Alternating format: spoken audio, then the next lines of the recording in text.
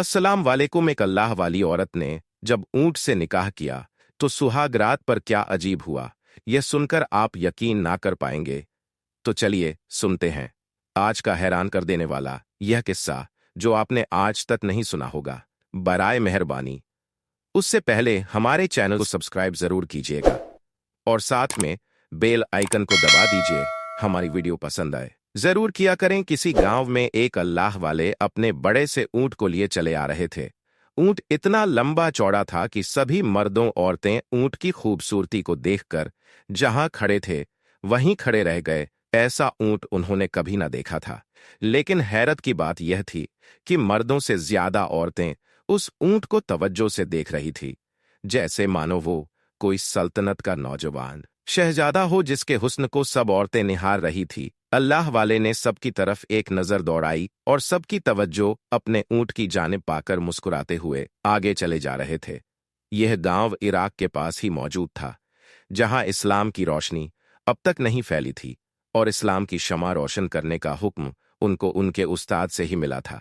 इसलिए वह अल्लाह वाले उस गांव में तशरीफ लाए थे। अल्लाह वाले तो अल्लाह ताला के नाम को ऊंचा रखने के लिए, इस्लाम के परचम को लहराने के लिए हर जगह सफर करते ही हैं। और इस बार आपको एक अनोखे गांव की तरफ भेजा गया था कि जिसको आपने अब तक नहीं देखा था।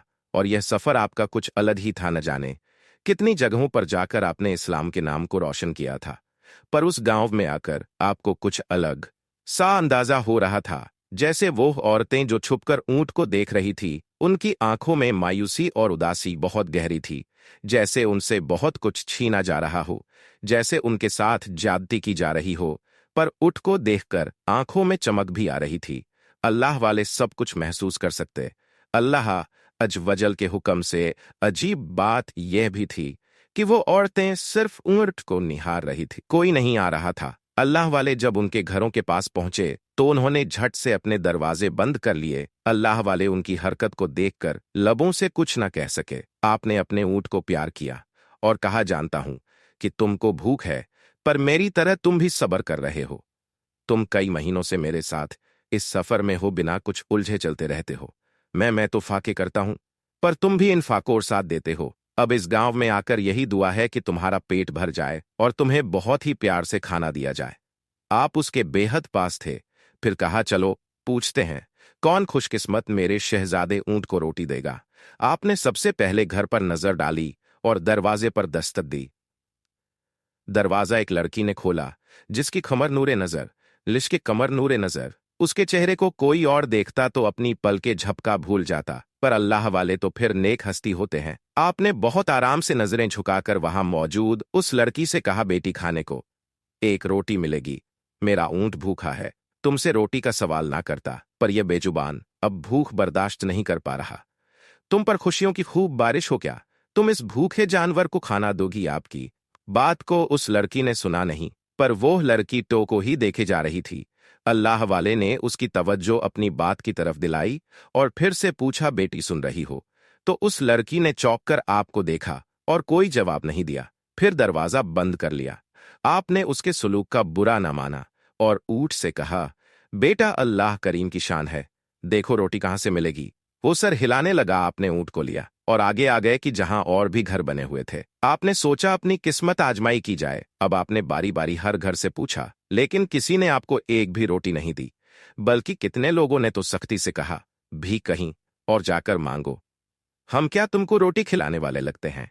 लोगों की बातें दिल पर तीर की तरह लगी, पर आपने जो अल्लाह की मर्जी कहा और खामोश हो गए। अभी उस गांव से जाने का हुक्म नहीं था, इसलिए आप अपने ऊंट से कहने लगे, चलो सामने जो पेड़ है उसके पास चलते हैं, नमाज का भी वक्त हो रहा है, मिलकर नमाज पढ़ लेते हैं। अपने ऊंट को लिए अल्लाह वाले उस घने साया दार पेड़ के नीचे आ गए।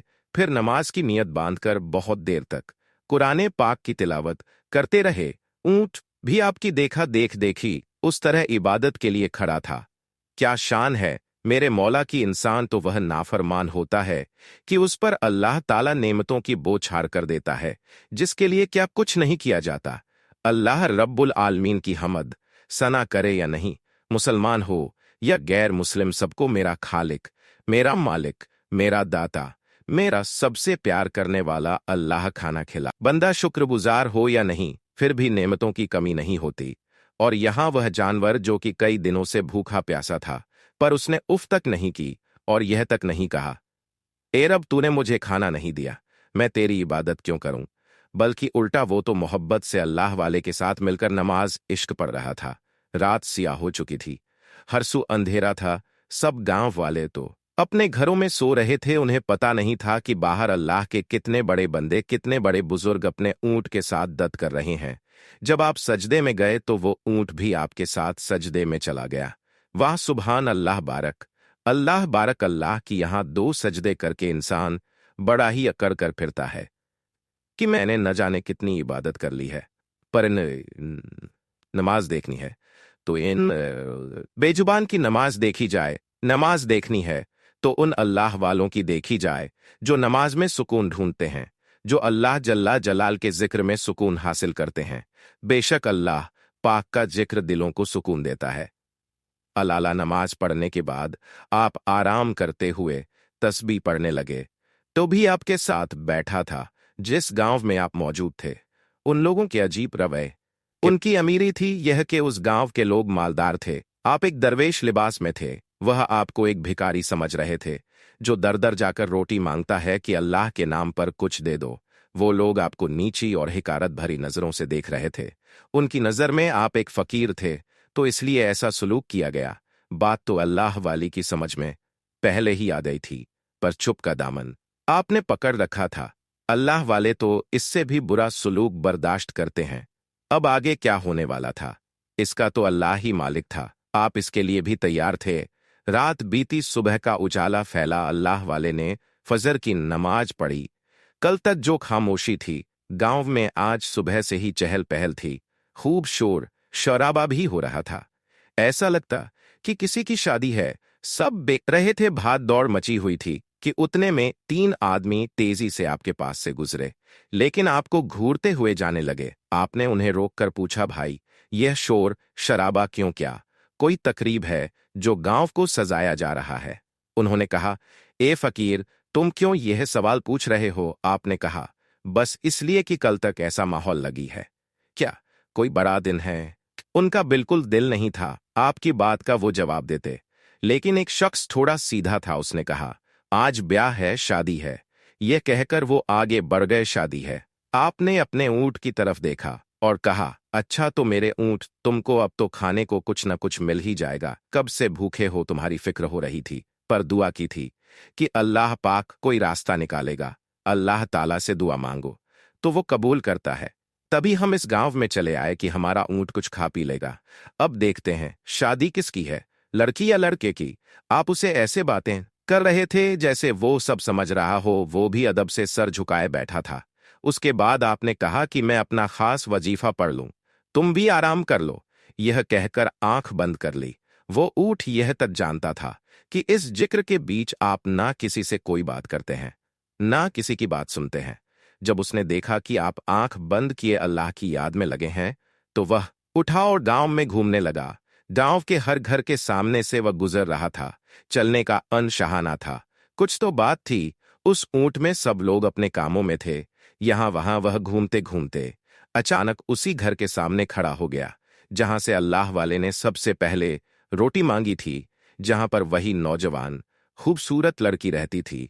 और उसके घर के सामने खड़ा होकर अजीब सी आवाजें करने लगा।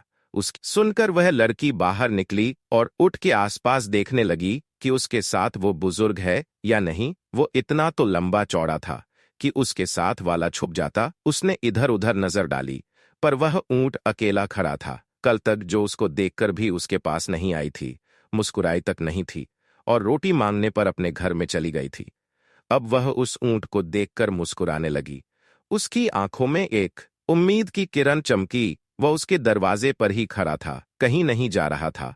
बोल तो सकता नहीं था, आंखों ही आंखों में उस लड़की से कुछ कहना चाहता था। उसके प्यार से देखने का असर यह हुआ कि वह लड़की जो दूर खड़ी थी उसके पास आ गई और उसकी गर्दन पर हाथ फेरने लगी। उन ससी महसूस हो रही थी, अपनाए ससी हो रही थी। उस ऊंट से उसकी गर्दन पर हाथ फेरने से वह थोड़ा झुककर खड़ा हो गया। कि उस लड़की के दिल में ना जाने क्या समाई, बगैर कुछ बोले वो अंदर चली गई। फिर से वापस आई। अब उसके हाथ खाली नहीं थे, वो अंदर से 2 रोटियां लाई थी। बहुत ही प्यार और इज्जत से अपने हाथ से रोटी को तोड़ा और ऊंट को खिलाने लगी। अल्लाह वाले की वो बात पूरी हो गई कि देखना, तुम्हें खाने को मिलेगा, कोई बहुत ही प्यार से तुम्हें रोटी खिलाएगा। और यही हो रहा था। उस लड़की ने ऊंट को खाना खिला दिया, जिससे उस भूखे ऊंट का पेट भर गया। अब उस ऊंट से उस लड़की की कुर्बत बढ़ी। वह खूबसूरत लड़की ऊंट से बातें करने लगी। ऐसा लग रहा था कि उसका और ऊंट का कोई पुराना रिश्ता है। वो लड़की ऊंट से बातें करते हुए घबरा भी रही थी कि कोई देख ना ले, लेकिन अचानक से उसने कहा, तुम मुझे इतने पसंद आए हो, मेरा दिल कर रहा है मैं तुमसे शादी कर लूं। आज ना जाने ये लोग मुझे किस जानवर के पल्ले बांधें। जानवर से जब शादी होनी है तो तुम ही मेरे जीवन साथी बन जाओ। कम से कम तुम और जानवरों जैसे तो नहीं। खूबसूरती तो मानो तुम पर खत्म हो गई है। जंगल का कोई शहजादा चलकर आ रहा है, ऐसा दिखाई दे रहा था। तुम जानते हो, गांव की सब औरतें तुम पर फिदा हो गई हैं, पर मैं तो यही सोचकर उदास हो रही हूं और अपनी तकदीर पर आंसू बहा रही हूं कि किस जानवर को आज मेरा शौहर बना दिया जाएगा। कौन मेरी किस्मत में है। हम लड़कियों की तो अपनी मर्जी कोई है ही नहीं। वशी जंगली जानवर भी क्यों ना हो, बस उसकी बीवी हमें बनाने की तैयारियां की जा रही हैं। ये जश्न, इस बात का है, सारे गांव को दुल्हन की तरह सजाया जा रहा है। लेकिन यहाँ हमारे अरमानों की मौत हो रही है। मैं नहीं जानती मेरे नसीब का सितारा किसके हाथों डूबेगा। और जब यह लिख दिया गया है कि इंसान को जानवर ही मिलेगा, तो फिर तुम ही मेरे बन जाओ। जानवर हो पर प्यार तो आएगा तुम पर। यह कहते कहते वह खुश भी होती और घबराती भी उलझन थी। लेकिन अल्लाह वाले का ओट उसकी बात पर गर्दन हिलाता जा रहा था, जैसे सुन रहा हो, सब समझ रहा हो, पर अल्फाजों से तो नहीं, दिल से उसके दर्द को समझकर दिल तक अपनी बात पहुंचा रहा था कि मैं तुम्हारा अपना हूं, तुम्हारी तकलीफ को समझता हूं। परेशान ना हो। प्यारी लड़की जो तसल्ली को इंसान ना दे सका, वह ऊंट उसके दिल को ढार दे रहा था। सर हिलाकर लड़की को वो इतना अच्छा लगा कि बेसाख मुस्कुराने लगी। बात सच ही थी जो उस लड़की ने कही थी। दरअसल उस गांव की खास रस्म थी कि जब लड़की जवान हो जाती तो उसकी आंखों पर पट्टी बांधकर गांव में मौजूद ढेर सारे जानवर उसके सामने खड़े कर दिए जाते। लड़की को तो पता ना होता कि सामने कौन सा जानवर है। बस वह चलती हुई आती और किसी भी जानवर पर हाथ रखती तो जिस जानवर को वह चुनती, उस जानवर के साथ एक रात गुजारने के बाद वो लड़की कोई भी मर्द चुनकर उससे शादी कर सकती थी। ऐसा इसलिए था कि उस जानवर से शादी और सुहाग रात पर उस लड़की को एक तोहफा मिलता, जिससे वह अपने मनपसंद शौहर को हमेशा के लिए पा सकती थी। जानवर के साथ सुहाग रात को गुजारने से उसके शौहर की उम्र लंबी हो जाती और यही नहीं था, बल्कि उसकी औलाद में बेटे ही बेटे जन्म लेते। ये रस्म सालों से चलती हुई आ रही थी। कोई फर्क नहीं पड़ता था कि लड़की क्या सोचती है, क्या चाहती है। बस उनके बड़े बूढ़ों ने उस रस्म को अपनाया। उनकी नस्लों को भी ये सब करना पड़ रहा था। ऊंट से बात करके वह लड़की वापस घर में चली गई और वह ऊंट टहल हुआ अल्लाह वाले के पास आ गया। अल्लाह वाले जो उस वक्त भी तस्बीह पढ़ रहे थे, उन्होंने पलटकर उस ऊंट की तरफ देखा जिसकी आंखों में खामोशी थी, जैसे वह सोच रहा है। अल्लाह वाले तो दिल के हाल को जानते ही हैं। अल्लाह पाक के हुक्म से वह यह समझ लेते हैं कि सामने वाला सोच क्या रहा है, और वह ऊंट उनका चाहता था। पर आपने उस वक्त ऊंट से कुछ नहीं कहा। वहां पर हलचल मची हुई थी। अब शोर उठा कि चलो जल्दी से गांव में जितने जानवर हैं उनको इकट्ठा करो। उन तीनों आदमियों में से एक आदमी बढ़ चढ़कर उस काम में हिस्सा ले रहा था। शाम के साए लहरा रहे थे जब जानवरों को वहां पर खड़ा कर दिया गया, तो गांव के बच्चे, बूढ़े, जवान, औरतें अपने अपने घरों से निकलकर उस जगह जाने लगे। यहां तक कि पूरा गांव इकट्ठा हो गया। उतने में किसी के रोने की आवाज आई कि कोई मिन्नतें कर रहा था। नहीं, मुझे छोड़ दो, मुझे जाने दो, मैं यह शादी नहीं कर सकती। तुम लोग ये गजब क्यों उठा रहे हो? बहुत बड़ा जुल्म है। ये जुल्म कब तक चलेगा? क्यों मेरी शादी एक जानवर से की जाएगी? क्या मैं इस बात की हकदार हूं? यह आवाज उसी घर से आ रही थी जिस घर में ऊंट गया था। अल्लाह वाले ने उस घर की तरफ देखा। वहां से जबरदस्ती उस लड़की को निकाला जा रहा था, जैसे कोई गाय भैंस हो वह बहुत डरी हुई थी, दुल्हन के लिबास में थी। रोती हुई दुल्हन को उस जगह लाया गया। लोग हंस रहे थे, बातें बना रहे थे और कहा कि देखो, खामखा डर रही है, जबकि जान है, इसके तो भाग जाएंगे। शादी की तकरीब शुरू हो चुकी थी। दुल्हन बनी वह लड़की जिसकी आंखों पर पट्टी बांध दी गई। उसके सामने ढेरों जानवर खड़े किए जा रहे थे। अल्लाह वाले को पहले ही यह सब मालूम हो चुका था। अब आप अपनी जगह से उठे और अपने ऊंट को लेकर उन जानवरों के पास आ गए और अपने ऊंट को उन जानवरों के साथ खड़ा कर दिया। वो लड़की अब जोर जोर से रोने लगी और कहने लगी, ये कहाँ का इंसाफ है कि जानवर से एक इंसान की शादी की जाए, इस रस्म का खात्मा कर दिया जाए। मैं यह शादी नहीं करना चाहती हूं। तुम लोग जबरदस्ती करके आखिर क्या हासिल कर लोगे? क्यों हम औरतों पर हर साल यह बला नाजिल होती है? अल्लाह वाले से उसका रोना ना देखा गया। आपने कहा, अरे भाई, यह सब क्या हो रहा है? ये दुल्हन बनी लड़की इतना रो रही है, तुम लोग कर क्या रहे हो? अब वहां के लोग एक अजनबी को उन कामों में दखल देते हुए देखकर गुस्सा होने लगे और कहने लगे, तुम हमारे काम से दूर रहो। हम नहीं चाहते हमारे रीति रिवाज में किसी का भी कोई दखल हो। और तुम जो कल से यहां पर आए बैठे हो, आखिर तुम्हारा मकसद क्या है? आपने कहा, मैं तो बस इतना कह रहा था। क्या इन जानवरों में तुम मेरे ऊंट को भी शामिल कर लोगे? बात कुछ अनोखी ही थी। कैला वाले बजाय उनको रोकने के अपने ऊंट को उन जानवरों में शामिल करके उस शादी की रस्म का हिस्सा बना रहे थे। क्या वजह थी उन सब के पीछे? अल्लाह वाले हर काम किसी न किसी मसले हद से करते हैं। जबक ऐसा लग रहा था कि आप उस लड़की को बचाएंगे, उल्टा आपने अपने ऊंट को उसके शौहर में से एक शौहर बनाने का फैसला कर लिया। अब किस्मत थी कि आंखों पर पट्टी बांधकर वो लड़की किस जानवर पर हाथ रखती। आपकी बात पर वो लोग एक दूसरे का मुंह तकने लगे और कुछ आपस में बातें करने लगे कि हम तो इस बूढ़े को जानते तक नहीं है। और यहाँ जितने जानवर खड़े हैं, यह यहाँ के रईस दौलतमंद लोगों के हैं, जिनकी नस्ल बहुत ऊंची है। लोगों में बातें होने लगी कि ये बूढ़ा क्यों हमारे बीच घुस रहा है। उनमें से एक शख्स ने कहा, तुम यह बात क्यों कर रहे हो? ऊंट को हमारे इन कीमती जानवरों में खड़ा किया जाए। तुम जानते नहीं, हमारे जानवर कोई मामूली जानवर नहीं है। इनको कीमती घास खिलाई गई है और इनका हमने अपने हाथों से ख्याल रखा है। आज यह इस शादी में मर्दों की तरह शौहर बनने की हैसियत से खड़े हैं। अल्लाह वाले ने कहा, हाँ, मुझे पता है कि यह जानवर सेहतमंद और आला नस्ल के हैं।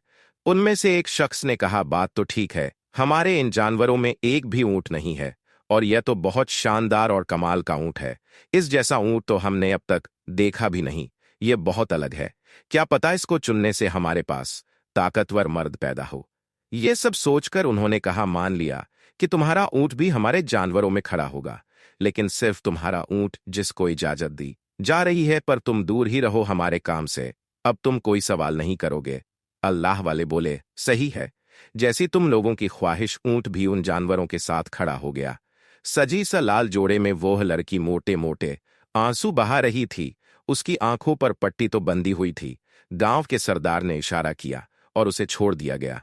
सब बहुत खुश थे कि देखो, इसके नसीब में कौन सा जानवर लिखा हुआ है। लड़की की आंखों पर पट्टी पहले से बंधी हुई थी, इसी वजह से उसे नहीं पता था कौन सा जानवर कहाँ खड़ा हुआ है। उसके आंसुओं की कोई परवाह नहीं की गई। अब ना चाहते हुए भी उसे वह काम करना था जिससे वह इनकार कर रही थी। धीमे धीमे चलती हुई जानवरों के पास वो आई। अब वह पहले जानवर की तरफ बढ़ी, पर वो रुक गई। उसने हाथ नहीं रखा। फिर वह आगे बढ़ी और दूसरे जानवर के पास जाकर भी रुक गई और हाथ नहीं रखा। वह ऐसा करती, बार बार करती कि जानवर के पास जाती और हाथ रखने से पहले रुक जाती, क्योंकि वह बहुत घबरा रही थी। काफी देर हो गई, लेकिन वह किसी भी जानवर को चुन ना सकी। और वहां पर एक जानवर नहीं, अनगिनत जानवर थे। अल्लाह वाले उसका घबराना अपनी आंखों से देख रहे थे। उसके आंसुओं को देखकर आप बेताब हो गए। अल्लाह वाले ने अपनी आंखें बंद कर ली और दिल ही दिल में अल्लाह का नाम लेने लगे, या रब्बुल आलमीन, मैं जिस मकसद को लेकर इस गांव में आया हूं, तू उस मकसद में मुझे कामयाब करना। इस बच्ची पर जुल्म ना हो। औरत के ऊपर कई सालों से यह जबर किया जा रहा है, उनको इस जुल्म और सितम से निजात देना। ए मालिक, तू सब कुछ कर सकता है, तू हर शय पर कादिर है, तू चाहे तो मिट्टी को सोना कर सकता है। मैं तेरी जात पर यकीन रखकर इस गांव में आया हूं और मुझे पता है कि तू मुझे मायूस नहीं होने देगा। तू दुखी दिलों का सहारा है, उनके दिल की बात को सुनता है। बिगड़ी बना दे, कुल कायनात के बनाने वाले। उस गांव में एक वही थे जिनको यह असमझाही आना लग रही थी, लेकिन आप चुप थे और बस दुआ कर रहे थे, अल्लाह ताला की मदद के बगैर आप कुछ नहीं कर सकते थे। और अल्लाह वाले तो सही वक्त का इंतजार करते हैं। लेकिन वह गांव वाले उस रस्म को अपनी शान समझकर उस पर अपनी खुशी का इजहार कर रहे थे और कहते जा रहे थे, आगे बढ़ो और अपना शौहर चुनो, आगे बढ़ो और अपना शौहर चुनो। उस जगह पर छोटे बड़े हर तरह के जानवर थे और ऊंट तो कभी भी उस तरह ना खड़ा किया गया था। फिर अचानक से वो हो गया जिसके बारे में किसी ने सोचा भी नहीं था। सबकी आंखें तो उस वक्त फटी की फटी रह गई जब लड़की अचानक उस ऊंट की तरफ धीरे धीरे कदम बढ़ाती हुई आई। उसे नहीं मालूम था वहां कौन से जानवर है। बस उसने उस जानवर पर हाथ रख दिया, उसकी गर्दन पर हाथ रख दिया, उसकी गर्दन पर हाथ रख दिया था। यानी उस लड़की के दिल में सुकून सा उतर गया था। यानी उस लड़की ने अपना दुल्हा चुन लिया था। सब हैरान हो गए। फिर एकदम से शोर उठा, यह इस लड़की का दुल्हा बनेगा। फिर वह लोग एक दूसरे से कानों में कुछ कहने लगे, क्योंकि अब तक कोई लड़की जो भी जानवर को चुनती उसके साथ रात गुजारने के बाद भी उनके शौहर जल्दी मर जाते थे और बेटे के बजाय बेटियां ही पैदा होती थी।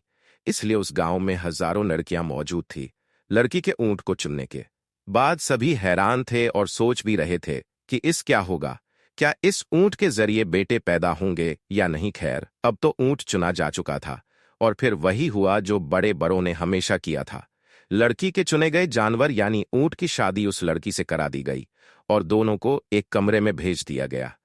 शादी की तकरीब खत्म हुई, सब अपने अपने घरों को चले गए।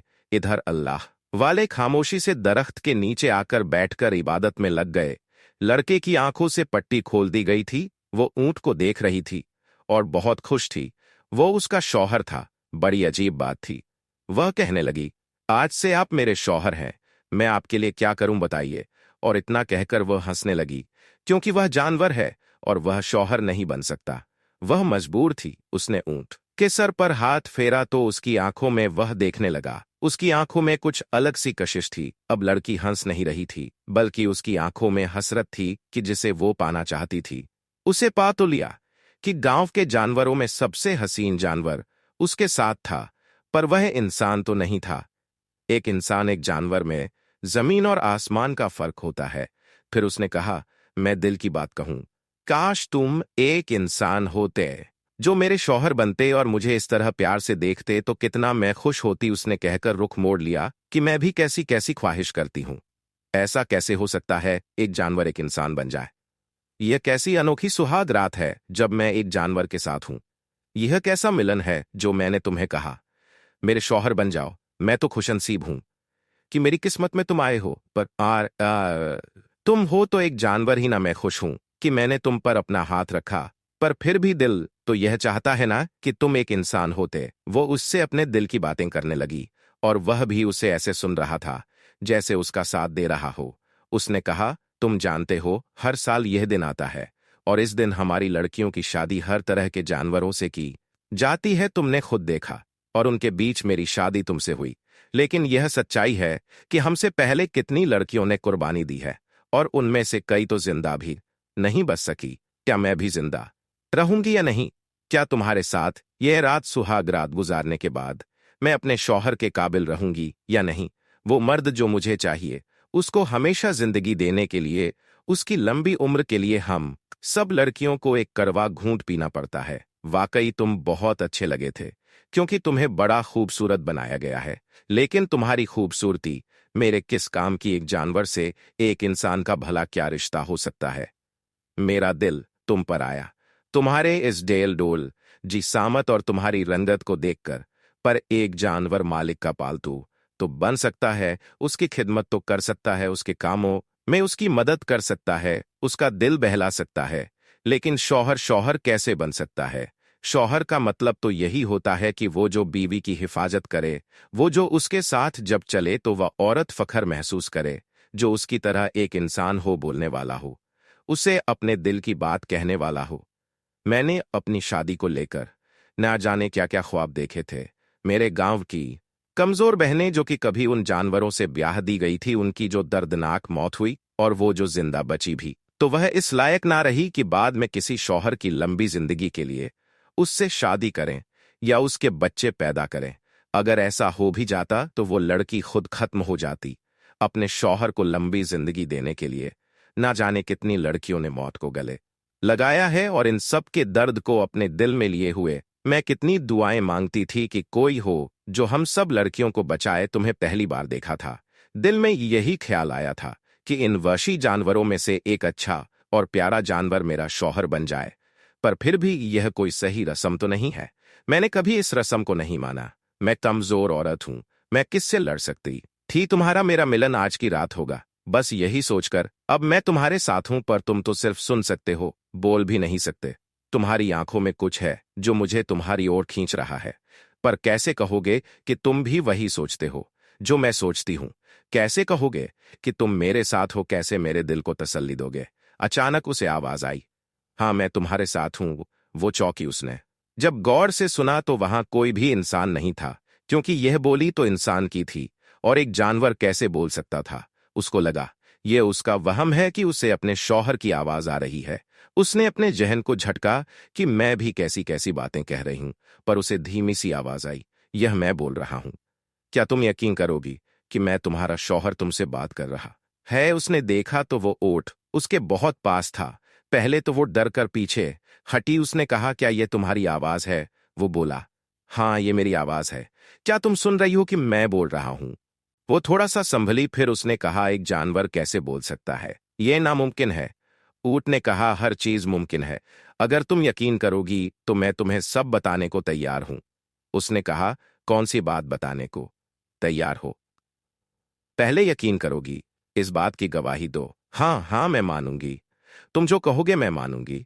जो कि पहली बार तो अपने कानों से किसी जानवर को इंसानों की जबान में बात करते हुए देख रही हूं, सुन रही हूं। ये ताकत तुम्हें किसने दी है जो तुम इस तरह साफ अल्फाजों में बात कर रहे हो? यह ताकत मुझे उस एक रब ने दी है जो हम सबका बनाने वाला है, पैदा करने वाला है। तुम किस रब की बात कर रहे हो? क्या तुम मानती हो कि हम सबको पैदा करने वाला कोई है नहीं? मेरे माँ बाप ने तो मुझे यह सीख नहीं दी। फिर तुम्हारे पास क्या? इस बात को नहीं माना जाता कि कोई एक अल्लाह है जिसने हम सबको बनाया है? नहीं, हमारे पास तो किसी ने यह बात नहीं सिखाई। बस इतना बता दिया गया कि हम एक औरत से पैदा हुए हैं जो माँ कहलाती है। उसके वजूद से ही एक बच्चा इस दुनिया में आता है, चाहे वह लड़का हो चाहे वह लड़की हो। तभी तो हमारे पास यह कसम है जो हमारे बड़े बुजुर्ग मनाते रहे हैं, और थोड़ा उनके ही मुताबिक एक जानवर से बहाने के बाद वह औरत ताकतवर हो जाती है, और वह ताकत जब उसको मिलती है तो वह फिर किसी मर्द से शादी करती है, और उस शादी से पैदा होने वाली औलाद हमेशा की जिंदगी पा लेती है। क्योंकि ताकत में मर्द औरत से बढ़कर होते हैं, तो मर्दों की ही जिंदगी, उनकी सेहत और उनको कामयाबी देने के लिए औरत यह कुर्बानी देती है, क्योंकि वह एक माँ होती है और माँ का नाम ही कुर्बानी है। ठने ने कहा, यह सीख तुम्हारे बुजुर्गों ने तुम्हें दी है? हाँ, तभी तो आपने देखा नहीं कि यह पूरा गांव जमा था, इस शादी में शरीक था। सब इंतजार कर रहे थे कि कौन जानवर मेरा शौहर बनेगा, क्योंकि हमारे गांव वालों की सोच है कि औरत और जानवर तो सिर्फ खिदमत के लिए पैदा किए गए हैं, और जिसकी पगड़ी सबसे ऊंची है वह एक मर्द है, एक आदमी जिसके सब गुलाम हैं। अगर जानवर खेतों में उनके हल जोतते हैं, उनके काम करते हैं, तो घर में वह औरत उनकी खिदमत करती है, उनके बच्चे पैदा करती है। तभी उन्होंने हमें चुना इस काम के लिए। तो यहां कोई खुदा कैसे हो सकता है? पैदा करने वाला, पैदा करने वाली तो औरत हुई। ऊंट मुस्कुराने लगा, बहुत आला, बहुत खूब। जो बात तुम लोगों को सिखाई गई वही तुम्हारे दिमाग में बैठी हुई है, पर तुम खुद सोचो, क्या तुम इस बात पर राजी हो? नहीं, मैं राजी नहीं। मैंने अपनी जैसी कितनी औरतों को यहां पर मरते हुए देखा है, उनकी चीखें उनके घरों से निकलती हुई मैंने सुनी है, उनके दर्द में लिपटी हुई आवाजें जब मैं कानों में पड़ी तो मैं हिल गई। तभी मैं घबरा रही थी कि मेरा क्या हशर होगा, और वही सब आज मुझे भी झेलना पड़ रहा है। पर मैं तो इस बात पर ही हैरान हूं कि तुम मुझसे बात कर रहे हो। हैरान होने वाली बात तो है, हैरान होने वाली बात इसलिए है क्योंकि कोई जानवर इस तरह बात नहीं कर सकता है। पर मैंने जिस अल्लाह की बात की है वह चाहे तो सब कुछ कर सकता है। तुम अल्लाह का नाम बार बार ले रहे हो जिसका नाम मैंने आज तक नहीं सुना। यह अल्लाह कौन है? ऊँट थोड़ी देर खामोश हुआ, फिर उसने कहा, अल्लाह, बारी ताला, हम सबको बनाने वाला। यह गांव, यह जमीन, यह दुनिया सब उसका बनाया हुआ है। चाहे तुम हो, चाहे मैं हूं, चाहे कोई भी हो, सबको उसने पैदा किया है।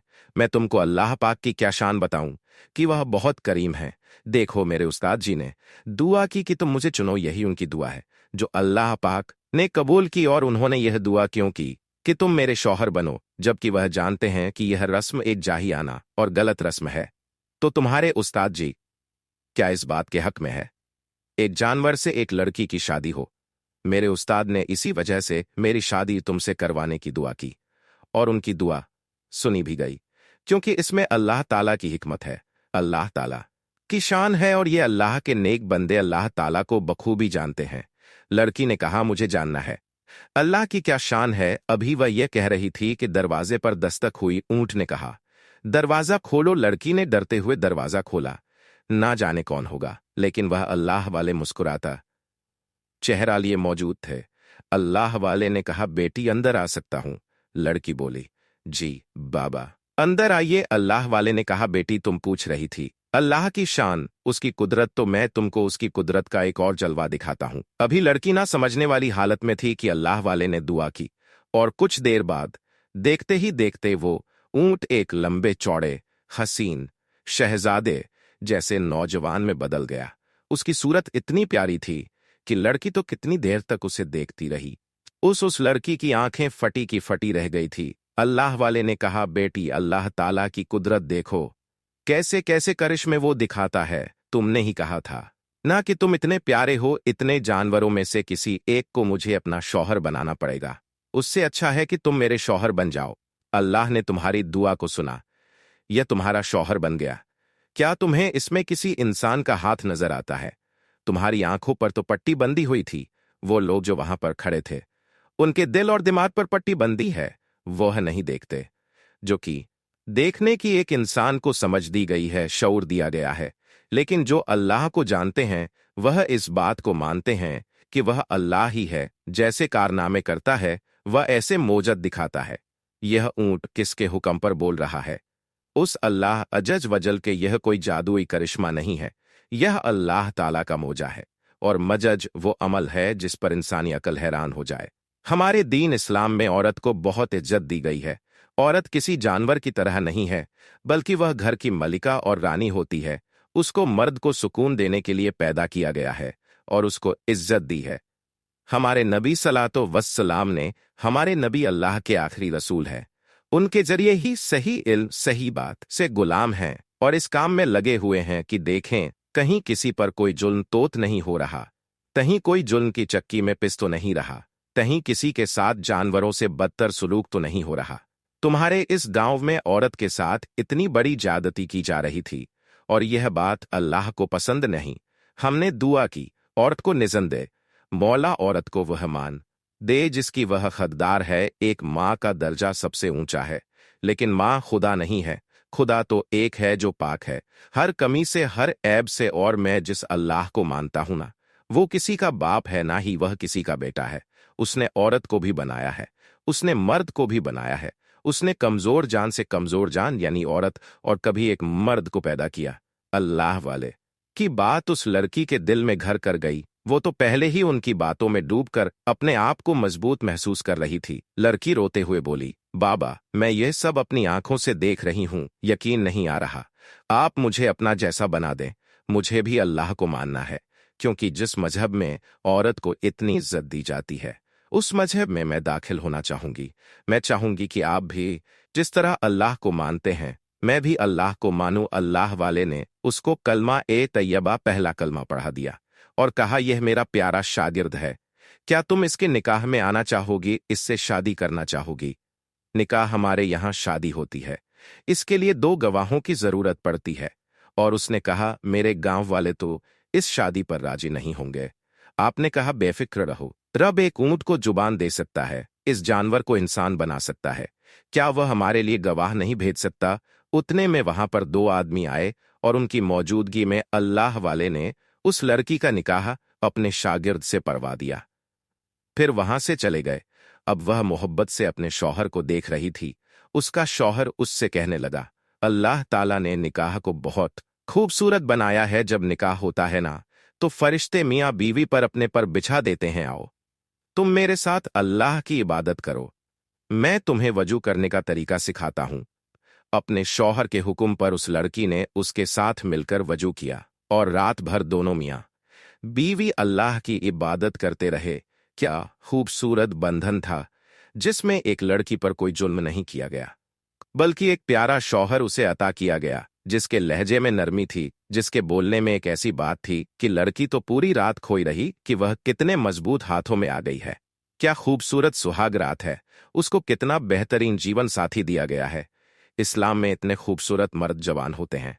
मुझ पर तो मेहरबानी की गई कि मुझे रोशनी दी गई और एक समझदार दीनदार शौहर भी दिया गया जो जानता है औरत को किस तरह मान सम्मान दिया जाता है। पूरी रात वह अपनी किस्मत पर रश करती रही और अल्लाह पाक का शुक्र करती रही कि यह सुहाग रात बहुत हसीन थी।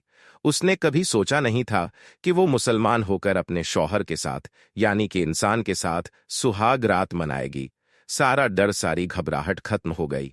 अल्लाह के नाम पर जो रिश्ता बनता है वह गंदा और नापाक नहीं होता, बल्कि वह बहुत पाक साफ होता है। कुदरत उन मियाँ बीवी को देख रही थी और उन पर अपनी रहमत लुटा रही थी, जो अल्लाह के लिए एक रिश्ते में बनते हैं, जो हर रिश्ते से बढ़कर होता है और जिस रिश्ते के मिलन से नेक औलाद जन्म लेती है। लड़की का दिल बहुत पुरसुकून था। उसने कभी सोचा नहीं था उसकी जिंदगी ऐसे बदल जाएगी, ऐसे मोड़ पर आएगी। उस गांव में पहली सुहागरात थी जिसने औरत को एक नई जिंदगी दी। सुबह का नूर फैला, चारसू जगमग जगमग थी। अपने शौहर के कहने पर उसने उसके साथ मिलकर फजर की नमाज पढ़ी। मुस्कुराहट थी जो खत्म होने का नाम नहीं ले रही थी। अब सुबह के वक्त जब लोग उस लड़की के घर आए तो सबको पता था कि अंदर एक ऊंट है और सुहाग रात के लिए उस ऊंट को ही लड़की के साथ कमरे में भेजा गया था।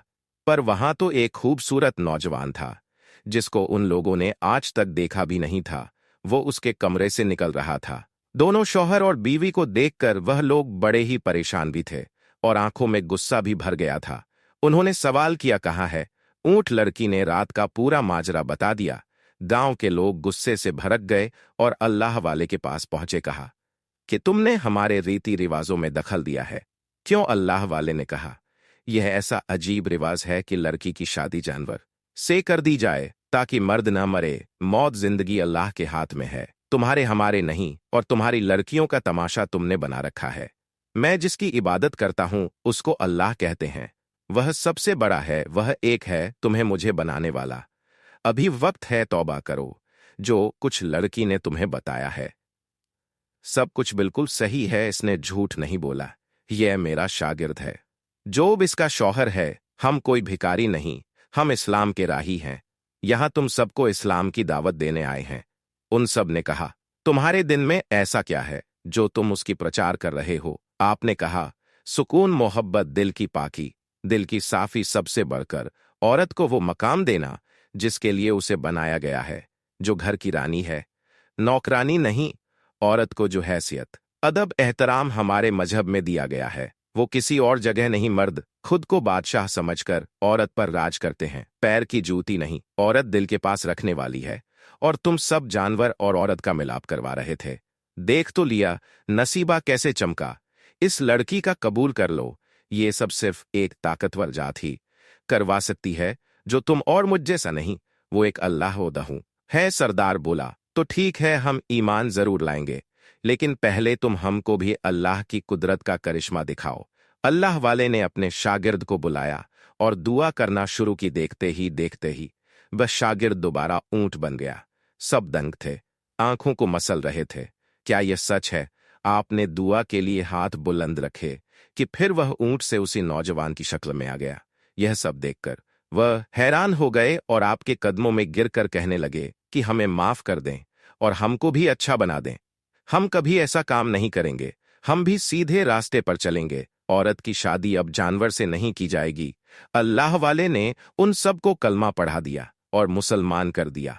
अब अल्लाह वाले का शागिर्द उसी गांव में मौजूद था, जो बाद में एक अल्लाह के बड़े वली बने और उनसे 11 लड़के पैदा हुए जो सब वली हुए।